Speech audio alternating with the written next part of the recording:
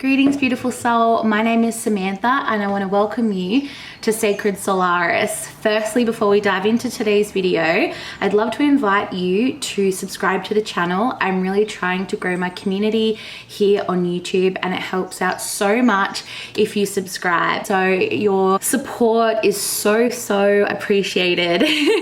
Like this video, leave a comment, let me know what your favorite crystal is. I'm very interested to see what you are kind of drawn to intuitively and energetically. And yeah, without further ado, let's get into it. The first crystal that I want to show you, because I think it's the first crystal I was ever kind of drawn to, is an amethyst.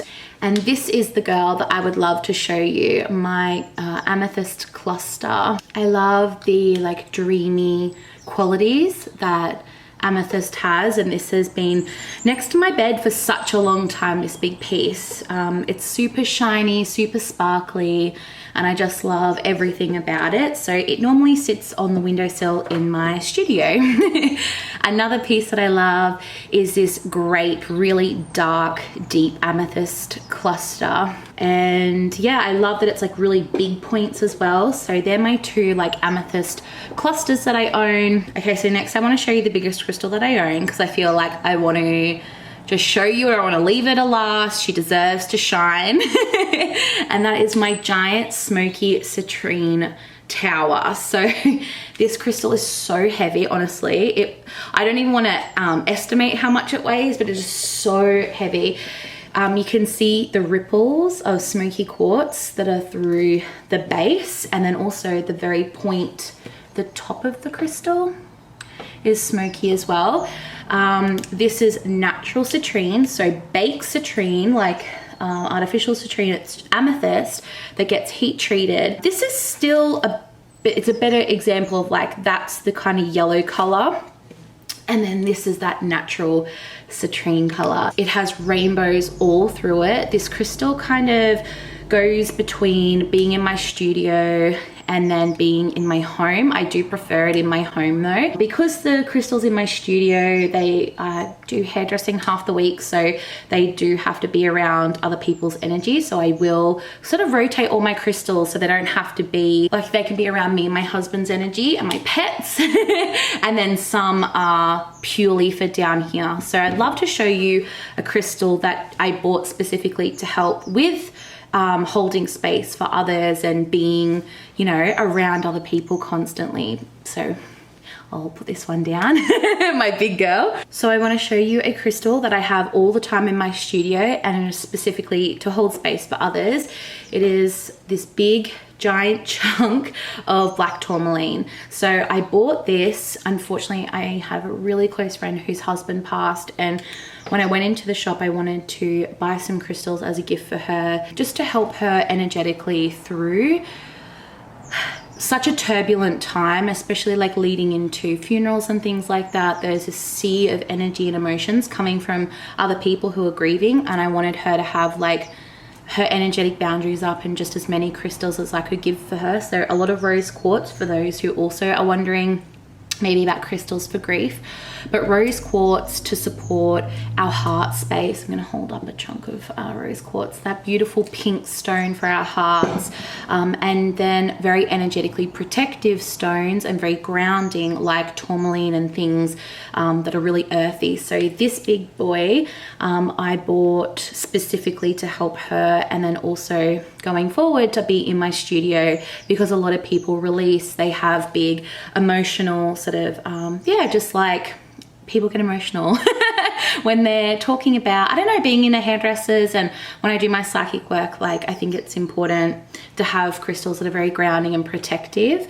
Also because I do a lot of warding work with spirits and energies and entities with my home, I love having big crystals. And yeah, if you've ever experienced an entity on your home, I think that black tourmaline is an amazing crystal to help kind of set, like I imagine like a big force field. And I know when I haven't been doing my cleansing and clearing work in my home, because often I'll have a dream that there's, say, a spirit or some sort of entity in my home, and often I am like cleansing and using smoke to do it in my dreams. So then I often go, okay, I need to, you know, and I need to then also cleanse the crystal. So this is like on top of moon bathing in the light to cleanse. I also do a lot of like smoke cleansing with this crystal as well. So this is the one specifically for the studio, and this is the one that I have next to my bed. So this is my favorite crystal. It's another chunk of black tourmaline, but it sits next to my bed, and I often put other crystals on top of it as well. Yeah, my two big chunks of tourmaline. Speaking of rose quartz, one of my favorite crystals, I was just looking at her before thinking, I need to move you, because you'll see in this video, she sits with my black tourmaline and my other citrine tower. It is this beautiful rose quartz tower, and I had this next to my bed. It helped me through a really big time of grieving, this crystal. It was right next to me every single night, and I just adore it. It's got beautiful like ripples and marble through it of like clear quartz, and it's just got such a beautiful energy. I'm sure if you're watching this, you love crystals, and I'm sure that you love rose quartz, but it's just such a heart energetic opener. I also have these big chunks of rose quartz, and they are actually tea light holders. So I have 3 of those, and I have them scattered throughout the studio, again, just to give it a really beautiful, calming, loving energy.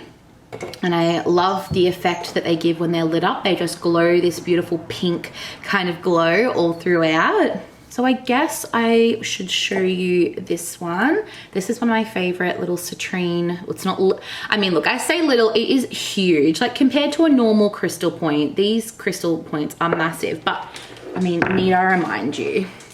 You know what I mean? Like, yeah, it's big, but like,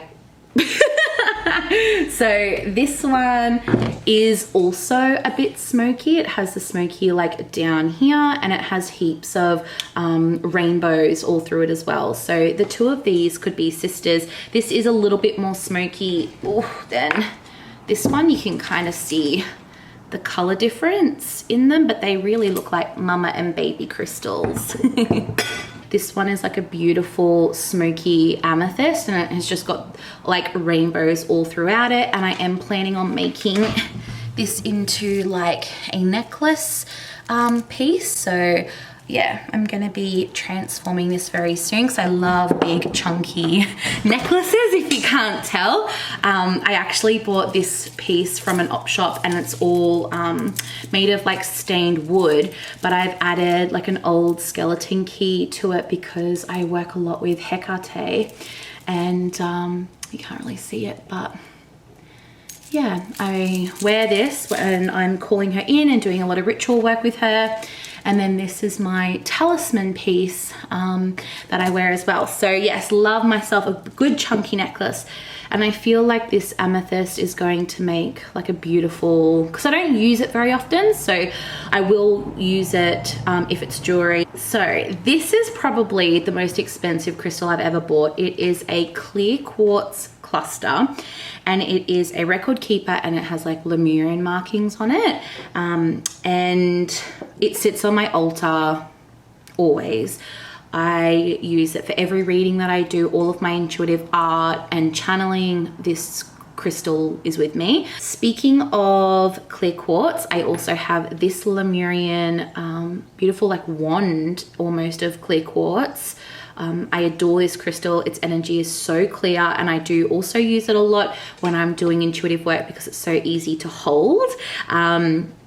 For a lot of you may not know, I channel, I do intuitive artworks. So they're kind of like spirit guide artworks. I call forward protective spirits and energies that are around you at the moment. It may be animals, plants, there's a whole heap of different, it could be literally deities like Odin, Isis, like whoever it may be. And I create a talisman artwork for you, all watercolored, and I find that really high vibrational crystals like selenite and clear quartz really help me link in and amplify my energy when I'm in meditation. So there's that. I love this piece, which is a point of mine. It's a lot smaller, obviously. I know I said I was going to show you all my huge ones, but these are kind of my favorites, really, I guess is what I want to show you. It's a tourmalated quartz point, and I love using it again in spiritual work, especially if I'm doing a lot of readings with people, so like connecting with spirits, or when I'm cleansing, because it's like the tourmaline and the quartz combined together. I love this little one. And also, speaking of selenite, I have this huge big bar of selenite, which is so reflective, but it's one of my favorites. I have it normally by the windowsill. I often place like other crystals on top of it to sort of charge, and I love putting my jewelry, so that's my my diamond band, and then also like my rings on top of it. Selenite's such a beautiful, like angelic, uplifting crystal to own, so love this one. Another piece that I love is this lapis lazuli freeform. It's like a polished lapis. Whenever I'm doing work and calling in the ancient Egyptian deities, I love using lapis, and I often sleep with this. I feel it's like very protective. I don't know, it just has this beautiful protective energy to it. But yeah, when I'm working with Lady Isis or Sekhmet, any of the ancient Egyptian deities, I find lapis definitely always anchors me back to like my soul's returning to that lifetime. Yeah, whenever I see lapis, it always like calls me back to that time and place.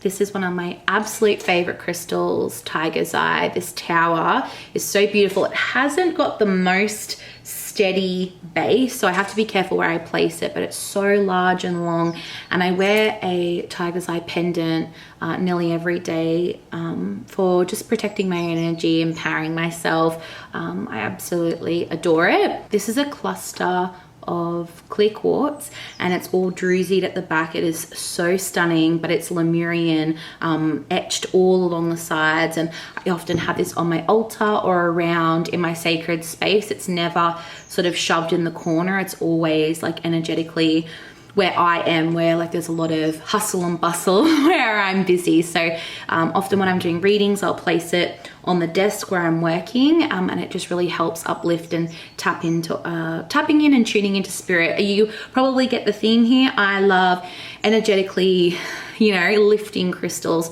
I have a few earthing and grounding ones, but I definitely love like the quartz and the very high vibing crystals. One that I have down here, I got at my local gem fair, is a big chunk of mookaite. So being in Australia, we're so blessed. Like, I guess there's crystals everywhere, but we have so many different sites where you can go fossicking and finding crystals. So I have this big beauty that I believe was in northern Queensland where I live.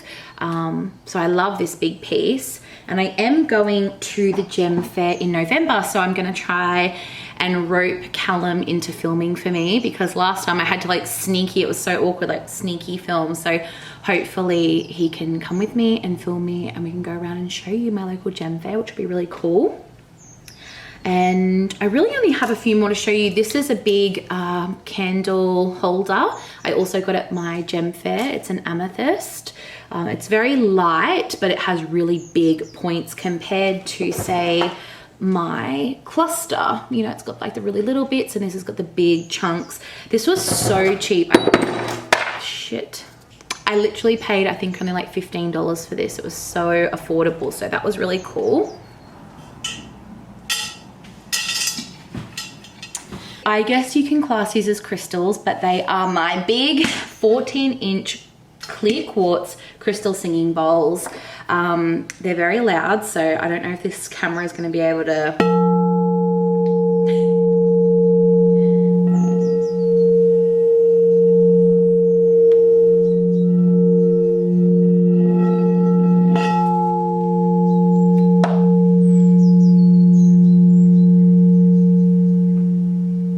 So this is for the heart energy center.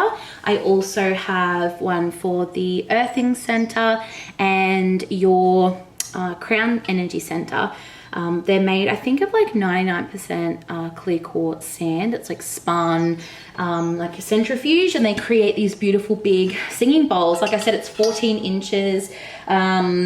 yeah, and I wanted to have the main, so like the bridging, I don't like saying the word chakra just because of like cultural appropriation reasons, but the main 3 bridging energy centers, the root, the heart, oh, it's a beautiful butterfly, and the crown. The last thing I want to show you are these really cute, I have 2 of them. They are carnelian mushrooms and they're so gorgeous. They're like an amber color when the light hits them, and they just are like the embodiment of Sacred Solaris, just living of the sun. So I hope you have enjoyed today's video. I hope you have liked seeing my big, beautiful crystals. Please let me know which one your favorite was.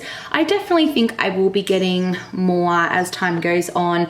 I just am very conscious about the ethical side of it, because we just live in this like highly consumerist culture, and the new age movement and everything, crystals have kind of gone mental, which means there's more demand for them. So the mines overseas and all around the world, they're kind of in hyperdrive getting these crystals out into the market, and a lot of the times the workers are not compensated very well. And I think just being conscious of Mother Earth, you know, the Great Mother, that we are wanting to use these in like a loving, energetic way, but if they're farmed, you know, like literally just a big bulk thing, they're not like individually sourced, like fossicked or something like that. It's like a big mine where they're mass, you know, mining these gems and crystals. It's just something to be aware of and just be conscious of, and, you know, tune into each crystal. If you feel the call, get the crystal. If you don't need the crystal, don't buy it. That's kind of